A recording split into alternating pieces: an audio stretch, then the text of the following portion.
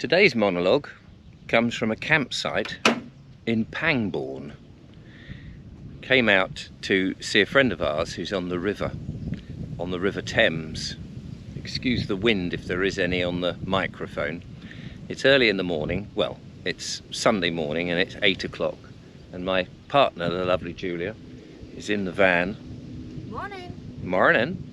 Morning. We've come into a campsite and I thought I'd take this opportunity to record a bit of a walking about monologue. The sun is just coming up, blasting me, which is fine. We've also made a video for the English couple, our sister station. I'll put the link, well, the link is in below. And I thought I'd have a little strollette, and people are slowly waking up here. And it's occurred to me some time ago actually, how important this sort of thing is to the soul. And I suppose what I wanted to say really is, when you see people, it's the morning, but when you see people in the evening and they've got their fires, we had fire pits out. We didn't, because we were on the boat with our friends, but we came back and there were all these fire pits and what have you. And people are in their tents or in their camper vans, and we were in my van, which has been adapted into a camper van. And the thing I think about on a campsite is how very similar it is to Neolithic times. And instead of tents and canvas and plastic and camper vans, it's very easy to sort of think of wooden huts, sort of hovelly huts, a bit of wattle daub, primitive accommodation, horses and maybe some form of primitive cart, that sort of thing. Fires, kids running around, and the grown-ups preparing food and gathering together, the community gathering together and feeding one another. And I think camping brings us right back to the importance of all of that. The sense of community and the sense of being outside most of the time and not actually being inside. And our sophisticated, cultivated, urban life has taken us away from being outside the majority of the time and inside under artificial light. It's been a long time since Neolithic times, of course, and they were the beginning of the early farming, in which we started to farm not necessarily sustainably, using that rather wishy-washy word, but more farming with subsistence, farming to give ourselves enough food, and then realizing, as our techniques got better, we could sell them, and so progression goes through, and technologies, of course, starts to evolve, as I've mentioned before on this channel. And I think that this is something that is so vital at the moment in our everyday living, to be able to get back, not just camping, but this way of life. Now, I know there's going to be a lot of people who will balk at the idea, especially if you're in certain countries in which you go, but the weather is just not conducive for this. Who wants to be outside when you can be inside on hot, with your central heating on, or on a warm, comfy sofa, or and behind your screen watching television and eating convenience foods? Well, I think we've just moved away so much from what is vital in our lives. And the other thing I want to mention out here in this camping environment is the fact that you're free from, to a certain degree, of course, unless you've brought them yourselves, which most people will have done, is Wi-Fi, radiation and electricity. People are mostly cooking on their fires. Perhaps they have some camping gas. but we're not, that the campsite doesn't have any lights. There's no, as far as I know, and I suspect not, because it used to be a paddock, this field, talking to the owner of the field, or the chap who rents it out. There's no wires all around, so there's none of that vibration. There is up there in the tree line a railway which has obviously electric trains running through it, and so that's a bit of a problem. But electricity, I'm reading a book that was recommended to me by one of my guests, The Invisible Rainbow, the history of electricity and life. And I thoroughly recommend this. I'm probably going to talk about this for quite a bit, because electrification and how much we rely on it is actually destroying our lives. I know that sounds a bit barking, but it actually is true. So much research has been done and ignored.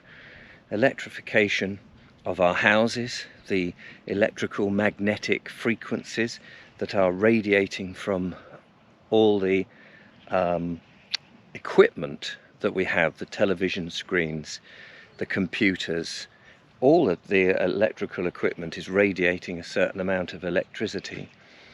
But in particular, it's ramping up with things like the Wi-Fi routers that we have, the Bluetooth that we use, and things like that. And that is a huge problem for us. People are getting ill. Of course, it's one of those things you can't see, and it takes time. Some people are becoming iller quicker than others. It's not great for children, and of course children are putting their mobile phones to their heads and cooking their brains, and who knows how that's going to pan out in 10-15 years time, when those youngsters who are 12 are in their 30s.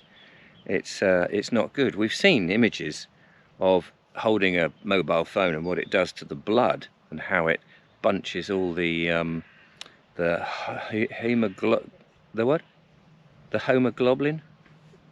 Julia's just trying to correct me. The blood platelets. I may be mispronouncing it. Yeah, all the torus-looking bits. I can't remember. Cells. The blood cells. They're all bunched up, and like little slinkies in it, like, you know, these yeah. little. So you need to have structured water, which helps get shot of them. So there are ways to sort of combat as much as that. Thank you, Julia. But